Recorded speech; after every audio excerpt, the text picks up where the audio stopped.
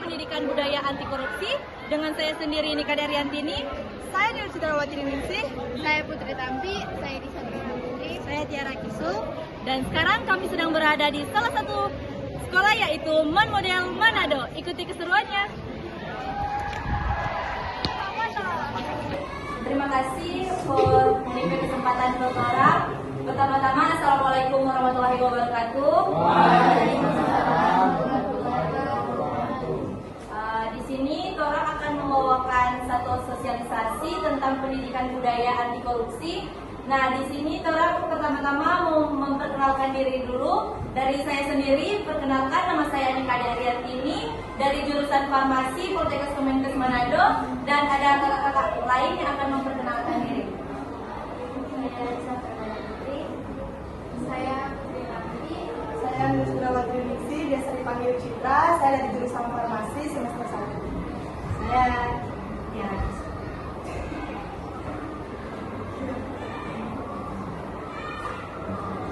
Nah, baik, di sini kami akan membawakan tentang sedikit penjelasan tentang pendidikan budaya anti korupsi. Di sini kan masuk kelas 12 dong. Menurut Moni, apa sih itu korupsi dari pandangan Moni sendiri? Mencuri. Boleh. Apa lagi? Mencuri. Apa lagi?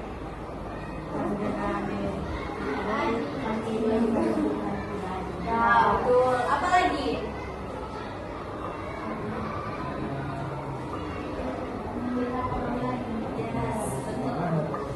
Nah, itu tanggapan dari teman-teman kalian yang lain. Di sini Kak akan menjabarkan sedikit tentang pengertian korupsi dari pasal 3 Undang-Undang Nomor 31 Tahun 1999 yang mengatakan bahwa korupsi adalah suatu tindak pidana yang menguntungkan diri sendiri, menguntungkan suatu koperasi, menguntungkan dan merugikan orang lain, dan menyalahgunakan kewenangan atas kedudukan yang dimilikinya. Nah, korupsi itu juga bisa menyebabkan kerugian pada perekonomian negara itu sendiri. Materi yang lain? Nah, di sini ada ciri dan jenis korupsi. Yang pertama, suatu pengkhianatan terhadap kepercayaan. Yang kedua, penipuan terhadap badan pemerintah, lembaga swasta atau masyarakat umumnya. Yang ketiga, dengan sengaja melalaikan kepentingan umum untuk kepentingan khusus. Keempat, dilakukan dengan rahasia, kecuali dalam keadaan di mana orang-orang yang berkuasa atau bawahannya menganggap tidak perlu. Yang kelima, melibatkan lebih dari satu orang atau pihak. Nah, ini ada korupsi dalam berbagai perspektif. Korupsi dalam perspektif budaya, korupsi sesuatu yang dianggap biasa karena telah dilakukan baik secara sadar maupun tidak sadar atas sikap hidup sehari-hari. Jika dikategorikan secara berjenjang, perilaku seseorang terhadap praktik korupsi dimulai dari sangat permisif, anti korupsi, dan sangat anti korupsi.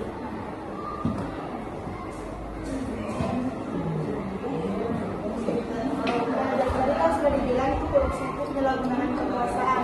Jadi korupsi itu tidak cuma satu orang, tapi dia lebih dari satu orang. Karena korupsi itu jadi penyalahgunaan kekuasaan yang dimiliki oleh seseorang untuk mendapatkan keuntungan pribadi atau dengan cara mengambil hak orang lain. Penyalahgunaan korupsi itu dapat menuju pada berbagai cara di mana kekuasaan atau posisi yang dimiliki oleh seseorang itu dapat digunakan untuk mendapatkan keuntungan pribadi secara tidak sah atau dapat melanggar hukum. contoh tindakan anti korupsi di kehidupan sehari-hari. Yang pertama, tidak mencontek saat ujian. Kedua, tidak memberikan atau menerima uang sebagai jalan pintas. Menggunakan fasilitas sekolah sesuai yang ditentukan. Dan yang terakhir, melakukan penggunaan acara kegiatan masih secara transparan.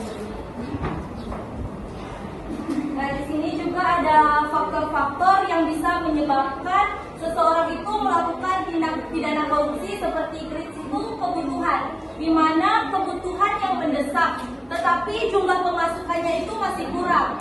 Itu salah satu penyebab faktor yang bisa menyebabkan seseorang itu melakukan korupsi. Di sini juga ada keserakahan, di mana seseorang itu melakukan suatu tindak pidana korupsi karena dia hanya ingin menang sendiri, serakah akan suatu jabatan, serakah akan suatu hak dari orang lain itu sendiri. Korupsi juga bisa disebabkan oleh faktor internal, yaitu faktor dari diri kita sendiri, tentang penanaman agama yang kurang dalam atau kurang paham terhadap suatu agama, dan penanaman nilai moral, bahkan gaya hidup yang berlebihan.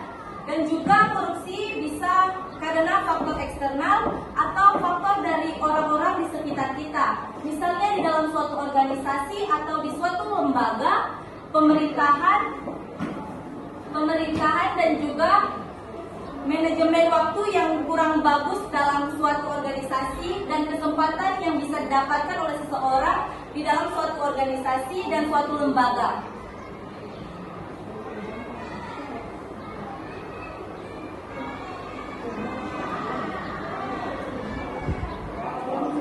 Nah, ada juga dampak-dampak korupsi. Yang pertama, merugikan keuangan negara.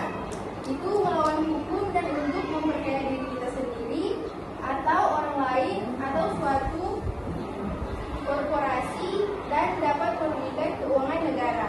Yang kedua, suap menyuap, seperti menyuap pegawai negeri, memberi hadiah kepada pegawai negeri karena jabatannya, pegawai negeri memberi suap, dan pegawai negeri menerima hadiah yang berhubungan dengan jabatannya. Yang ketiga, penyelapan dalam jabatan. Pegawai negeri menyelapkan uang atau memberikan penyelapan atau membantu melakukan perbuatan itu. Pegawai negeri memasukkan bukti untuk pemeriksaan administrasi. Yang keempat, pemerasan. Mungkin itu sekian dari kami. Wassalamualaikum warahmatullahi wabarakatuh. Yang mau masuk kelas 12 toh?